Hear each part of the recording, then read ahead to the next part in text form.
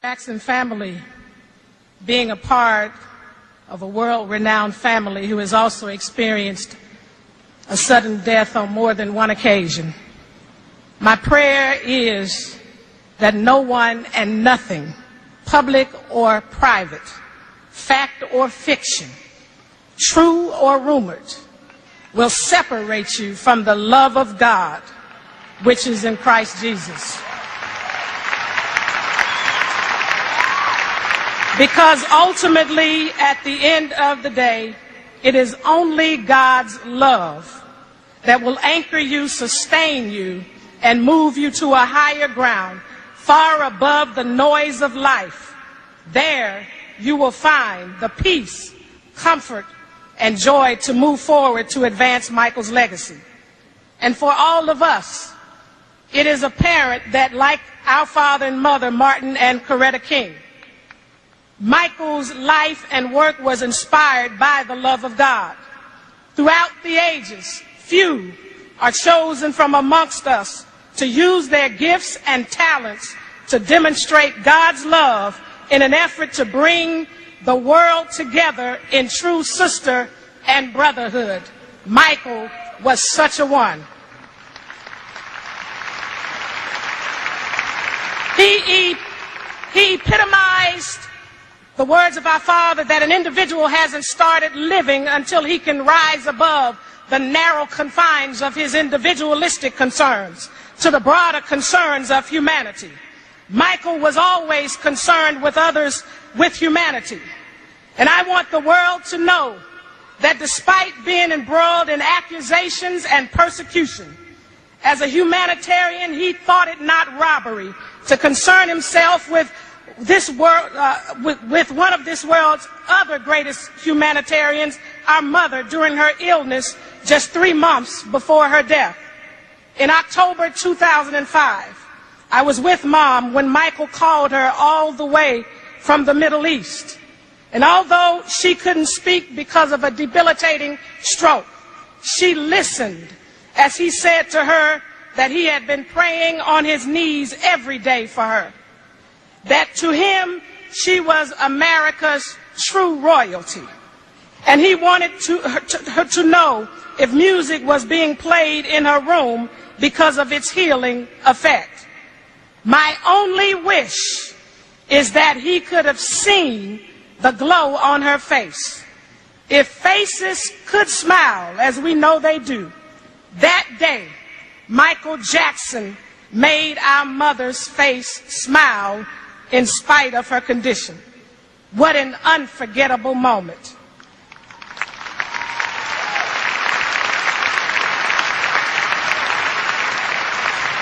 He was such a thoughtful and selfless man, full of the unconditional love of God and good works that touched and changed lives. He was indeed a shining light.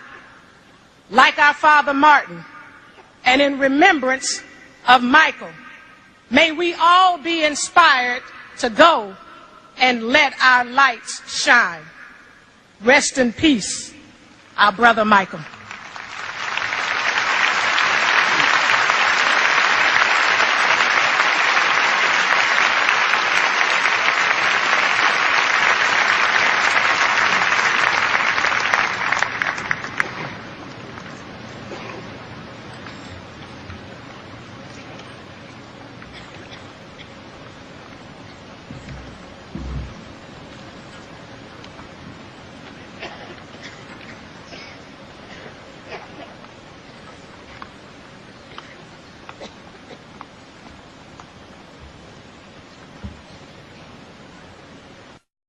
That people are innocent until proven otherwise.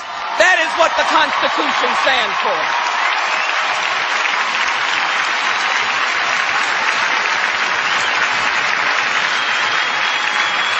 So I mourn today. I come to thank you. For many people don't understand the hearts of entertainers. They don't know how big their hearts are. They don't know how they heal the world on behalf of America. When we're at war, icons like Michael sing about healing the world. And so he called us into public service. It did not matter whether we were black or white. He even told us to beat it, beat the violence, and look at yourself in the mirror, because it meant that if you were going to make a difference, look at the man or woman in the mirror. I come to you today to say thank you.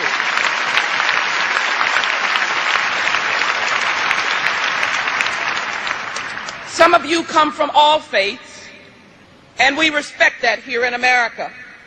But there is a story whose theme is so symbolic of this young and beautiful man. I love the story of the Good Samaritan because it talks about those who walk by the diminished, the devastated, and the poor. This was a broken and beaten man laying along a road. No one stopped, but someone called the Samaritan. It could be in any faith. It's all about charity and love.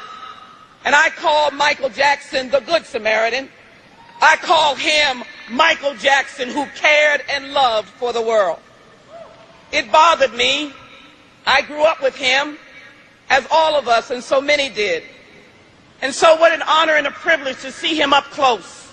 When he came to the United States Congress in my office and looked some 15 African ambassadors, representatives of heads of state, sitting in an office listening to Michael Jackson talk about caring and fighting HIV/AIDS. They looked at him. He had a twinkle. They listened. He listened.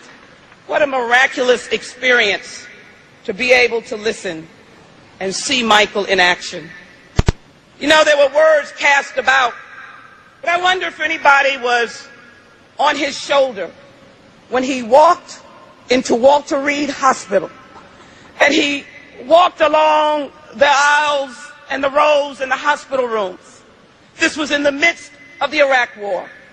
Doctors stopped and nurses stopped, and individual soldiers who had lost limbs stopped and were in essence moved and touched, as Michael was, by his desire to come and thank them for their sacrifice. So don't tell me what an American story is all about. It is the salt of the earth. When this family took the talent that God had given them and made it into a miraculous and wonderful story for America. I come today for you to recognize that the flag flies, and the people who have spoken to the people's house. They recognize and they speak, and those of us who serve in elected office, we respond to the people. Michael fought for the tolerance of all people. In fact, I am reminded, although I speak in the tongues of all faith, that Michael fought the good fight. He was someone who understood, and I hope Mr. and Mrs. Jackson and the family will know, the Lord is our shepherd, and we shall not want. Michael Jackson, you've got to know his story, and it has not been told by all of what you have heard. He was someone who understood. If he was burned, he built a burn unit. If a hospital needed beds, he built those beds. If they needed money for developing countries, Michael gave. If he was in Namibia, he went to orphanages. Michael never stopped giving, and he touched those whose lives could be reconstructed because the king, yes, the king stopped and said, I care about you. That is why on the House floor on June 25th, 2009, the Congressional Black Caucus and members of the House of Representatives stopped, and had a moment of silence for this wonderful legend and icon.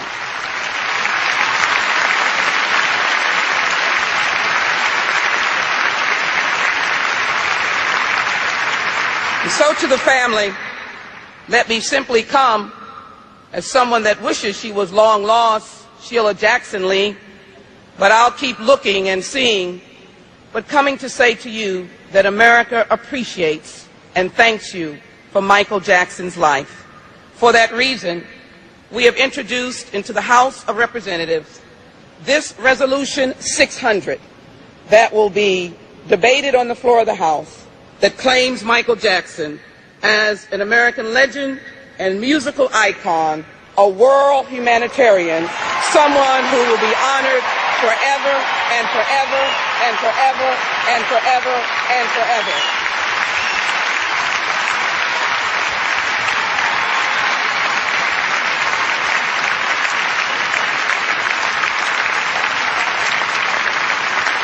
We are the world, and we are better because Michael Joseph Jackson lived.